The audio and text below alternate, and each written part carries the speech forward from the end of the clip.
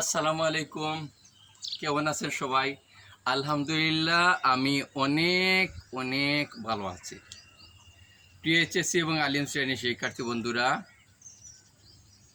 তোমাদের আমি কিছুদিন আগে আমার আইডি থেকে লাইভে এসে বলেছিলাম তোমাদের জন্য নতুন কিছু আসতেছে।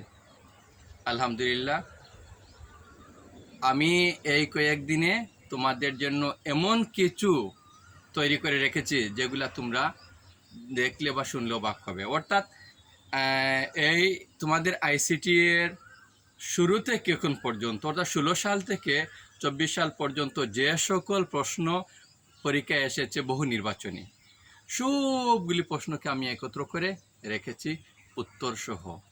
হ্যাঁ, এগুলো তোমরাও চাইলে পারতে, কিন্তু তোমাদের অনেকটা সময় লাগতো। তোমাদের হয়ে আমি নিজে এগুলো করেছি।